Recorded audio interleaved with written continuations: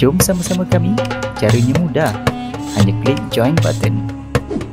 Terima kasih. Bila Nabi SAW, tuan-tuan, Khadijah tadi dah habis. Sekarang ni subhanalladzi asra bi'abdihi, kita ni sebagai hamba kepada Allah. Apa maksud dia hamba? Wa ma khalaqtul jinna wal insa illa liya'budun. Tidak kami jadikan jin dan manusia ini untuk ibadat kepada Allah. Allah sebut faman kana yarju liqa'a rabbih falyamal amalan salihan. Barang siapa yang nak bertemu dengan Tuhannya, nak mati, falyamal amalan salihan, buat amal soleh. Sebab tu tuan-tuan yang dikasihi rahmati Allah Subhanahu wa taala, tadi cerita tadi, bila dia buka kedai tu, saya cakotiau ni memang saya minat lah kan. Jadi saya tengok-tengok cakotiau telur dibasuh, saya pun pergilah. Depan tu rupanya isteri dia. Saya kata, cakotiau telur dibasuh satu. Saya ni tuan-tuan kadang-kadang tengok muka dia orang tak kenal, tapi suara saya dia orang kenal. Dia duduk di belakang tu, dia dengar suara saya, terus dia kali-kali, "Ustaz!" Dia tegur saya. Bila kata Ustaz, maksud dia kenal saya lah. Bila dia kenal saya, apa maksud dia? Mesti free. Selalu macam tu lah. Ustaz! Saya kata, kenal saya ke? Takkan tak kenal Ustaz. Ustaz nak buat apa ni? Saya nak kata cakotiau telur dibasuh satu. Buat special. Selalunya telur dibasuh ni saya pun tak tahu siapa yang dibasuh tu, telur mana kan. Jadi saya pun tunggu-tunggu, dia angkatlah teh ais. Tengok-tengok cakotiau special. Selalu ada 2 udang. Tengok-tengok udang semua. Alhamdulillah kan. Saya pun makanlah kan. Makan habis, saya pergi kat perempuan tu lah. Berapa adik? Berapa adik? Dia kata, tak payah Ustaz, free. Saya tahu dah memang free. Selalu macam tu lah, Ustaz ni makan free. Baru ni dia orang datang ramai-ramai kat saya. Ustaz, kami nak offer Ustaz jadi YB, nak tak? Masuk calon. Saya tak nak. Kalau saya masuk calon, biar saya jadi Ustaz. Dia kata, Ustaz nak kawasan mana? Kan? InsyaAllah kita nak bagi kat Ustaz kawasan yang menang. Saya tak mau. Tu nak jadi apa? Saya nak jadi Ustaz. Jadi Ustaz untung. Masuk restoran, belum habis kita makan, orang tolong bayar kat kita. Kalau jadi YB, kira semua. Bayar. Buat apa tuan-tuan? Dia jadi Ustaz. Untung. Saya tahun lepas balik pada Mekah. Duduk, ya Allah, aku kereta tak ada, ya Allah. Tengah duduk ceramah ni, habis-habis kuliah, datang seorang.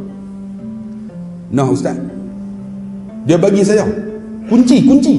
Tengok Ustaz untung. Ni apa kunci ni? Ustaz ambil kat Ustaz. Kunci kereta. Saya kata, tak payah tanyalah. Kereta tu bukan KE20. Orang nak bagi ni bagi hak elok. Tengok BMW. Banyak makan wang. Nah Ustaz, ni BMW ni bagi saya.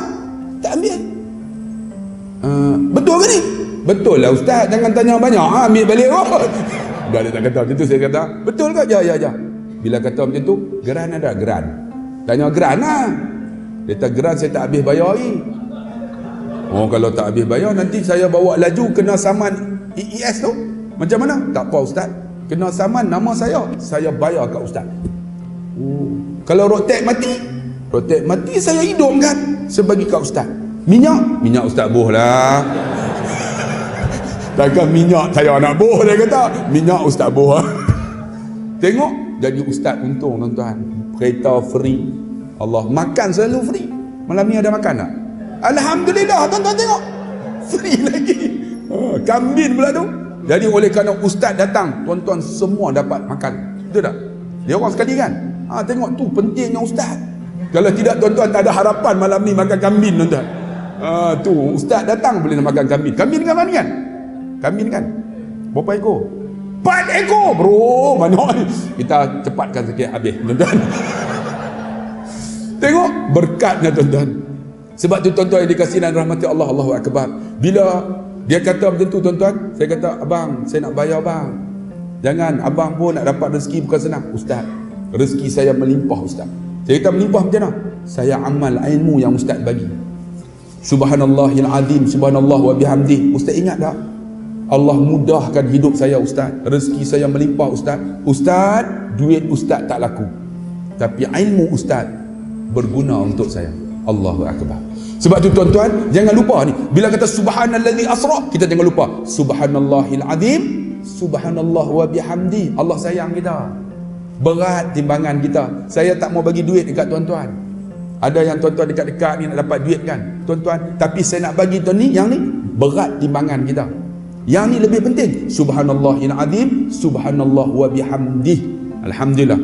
Sebab tu Nabi mula-mula dia bina masjid.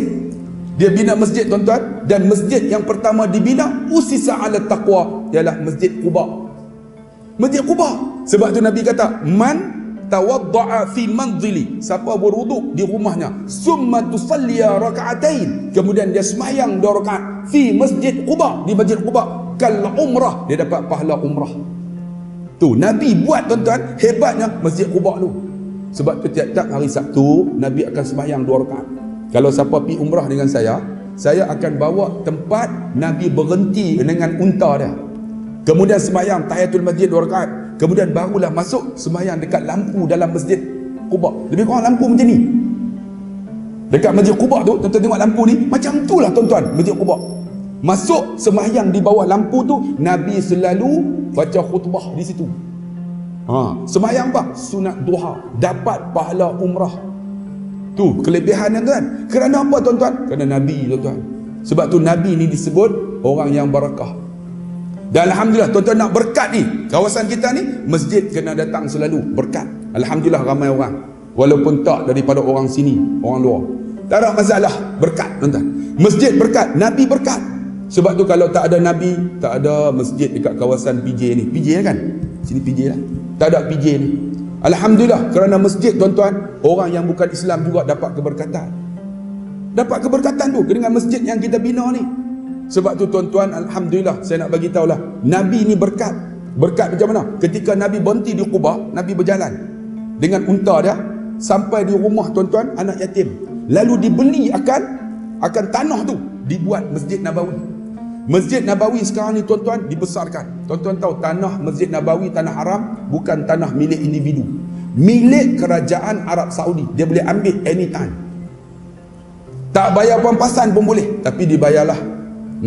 Dan alhamdulillah, kalau tuan-tuan nak tahu, rumah Nabi SAW adalah tempat Nabi dikebumikan, iaitu rumah Sayyidatina Aisyah. Luas mana? Luas mihrab ni. Rumah Sayyidatina Aisyah, bilik dia punya kecil tuan-tuan.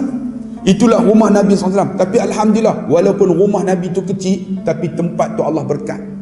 Berkat macam mana? Sahabat-sahabat tuan-tuan, hampir 1,400 lebih, 140,000 lebih sahabat Nabi di Madinah. Tapi yang duduk di Madinah tak ramai tuan-tuan, hampir dekat 10,000. Yang lain semua mati di luar.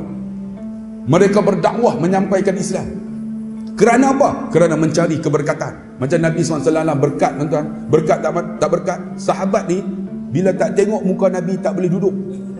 Mereka akan buka tengok muka Nabi, seronok, berkat. Berkat tuan-tuan pada Nabi SAW. Pernah ketika Nabi hijrah tuan-tuan, Nabi disambutkan oleh Abu Ayyub. Abu Ayyub doa, saya sebut dalam YouTube kan, Ya Allah, bagilah Nabi duduk rumah aku, Ya Allah. Ya Allah, bagi Nabi duduk rumah aku. Tiba-tiba unta Nabi berjalan, sahabat ni duduk offer, puak-puak Ansar, duduk rumah kami ya Rasulullah, duduk rumah kami. Nabi kata apa? Di mana unta aku berhenti, di situlah aku duduk. Tiba-tiba unta Nabi berjalan. Tengok berkat tak berkat. Unta tu berhenti di rumah Abu Ayyub Al-Ansari. Kubur Abu Ayyub ada di Turki. Dialah yang berjuang untuk membuka akan Istanbul, tetapi dibuka oleh Sultan Muhammad Al-Fatih. Tiba-tiba berhenti. Abu Ayyub kata, Alhamdulillah ya Rasulullah, doa aku makbul. Jadi engkau duduk rumah aku ya Rasulullah, engkau duduk di atas, aku buat ada tingkat, aku duduk di bawah. Maka kata Nabi, tak apalah, engkau lah duduk di atas, aku duduk di bawah, aku banyak tetamu. Jadi Abu Ayyub duduk di atas. Ketika duduk di atas tuan-tuan, ketika tu musim sejuk. Di Madinah kalau sejuk bulan 12, hampir 14 darjah Celsius. Baru ni bulan 12 naik 11 darjah Celsius. Sejuk tuan-tuan. Abu Ayyub naik nak tidur dengan isteri dia. Dia tersepak satu gelas yang ada air. Dia takut air tu kena Nabi, sebab Nabi tidur di bawah. Dia pun ambil kain, dia lap. Bila lap tuan-tuan, dia tidur dalam keadaan tak ada kain selimut. Menggigil dia situ. Dia ambil kain yang basah tadi, dia selimut. Lagi sejuk. Tiba-tiba dengar azan, dia turun macam ni. Nabi kata, wahai Abu Ayyub, kenapa engkau menggigil? Semalam aku tersepak gelas yang ada air, aku takut kena engkau. Aku ambil kain selimut tu, aku lap. Nabi kata, aku menyusahkan engkau wahai Abu Ayyub. Mulai hari ini aku duduk di atas, engkau duduk di bawah. Jadi Nabi duduk di atas. Ketika Nabi duduk di atas, tuan-tuan, suasana panas. Panas di Madinah 55 darjah Celsius. Panas. Bila panas, Nabi berpeluh. Peluh Nabi lebih harum daripada kasturi. Peluh kita jangan tanya. Kan? Tambah-tambah tak mandi, tuan-tuan, lagi busuk. Air kencing Nabi wangi. Najis Nabi wangi. Pernah Sayyidatina Aisyah, tuan-tuan, Nabi masuk tandas, dia masuk air kencing Nabi wangi. Tu hebatnya Nabi. Peluh Nabi tu wangi, lebih harum daripada kasturi. Nabi tidur di atas, Nabi berpeluh. Peluh Nabi menitis celah-celah pelepah tamar tu jatuh ke bawah. Bila jatuh bawah, jatuh atas muka Abu Ayyub. Abu Ayyub tahulah sebab wangi. Dia pegang wangi. Tahu dia buat apa? Dia nganga mulut. Dia standby. Peluh tu jatuh, dia telan. Peluh tu jatuh, dia telan. Tengah dia duduk buka mulut tu, duduk nganga tu, Nabi turun. Wahai Abu Ayyub, kenapa duduk nganga? Ya Rasulullah, peluh kamu lebih harum daripada kasturi. Aku sayang kamu ya Rasulullah. Aku minum peluh kamu ya Rasulullah. Nabi kata apa? Oleh kerana engkau telah meminum akan peluhku, engkau akan bersama denganku di syurga. Allah Akbar. Tu namanya berkat. Berkat, tuan-tuan. Itu berkatnya. Nabi tak ada dah, tapi berkat Nabi sampai sekarang kita semua jamin syurga. Kita semua ni kerana Nabi berkat syurga kita. Tak kira lah kita buat dosa ke tak buat dosa, tapi kita jamin syurga kerana Nabi SAW.